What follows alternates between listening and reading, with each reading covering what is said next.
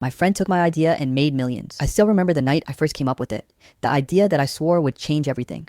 I was sitting on my tiny, squeaky bed in my cramped apartment, the city lights outside flickering like someone was trying to blink Morse code into my life. Most people think inspiration hits like a lightning bolt, but for me it was more like a slow teasing whisper that grew louder until I couldn't ignore it anymore. And the second I understood what I could build, I knew there was only one person I had to talk to. Mason. Mason had been my best friend since middle school. We were inseparable back then, shared everything from comic books to our first awkward crushes. Our bond survived high school, college, even a terrible attempt at starting a band together. He was the guy who'd bail me out of any trouble, the one who laughed at my dumbest jokes and quietly judged me when I deserved it. Honestly, I trusted him more than I trusted anyone in the world. That night, I called him up, the excitement practically vibrating through my voice. Mace, you gotta come over. I've got something big. Like, life-changing big? He was at work, a typical 9 to 5 job that he hated but claimed he tolerated for the experience. Still, he dropped everything, muttering something about overtime being overrated, and arrived at my apartment 30 minutes later. When he walked in, I could see it immediately. That infectious grin of his, the one that made you forget all your worries, the one that made you believe anything was possible. Okay, hit me, he said, flopping onto my couch like he owned it. I grabbed my laptop, feeling a surge of adrenaline.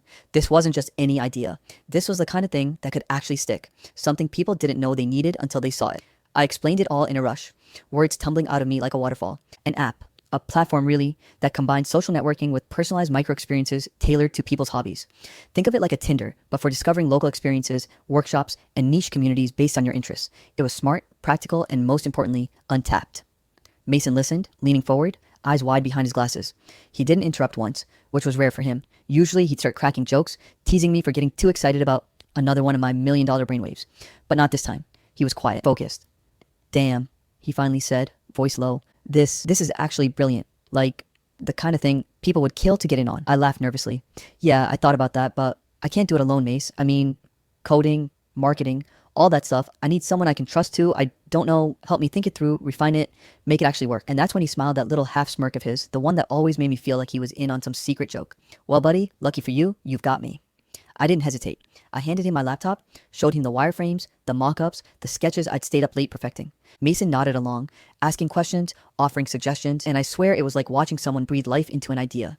Every and yeah, but what if we fueled my excitement, made me feel like maybe, just maybe, we were onto something huge. Over the next few weeks, it became our thing.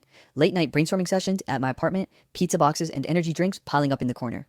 Mason would pace while I coded, and then he'd sit down, furiously scribbling notes and diagrams. We were unstoppable, or at least that's how it felt. But now, looking back, I can see the little cracks, the subtle glances, the way Mason sometimes lingered on my laptop screen a second too long, the faint tension in his voice whenever I mentioned full story link below.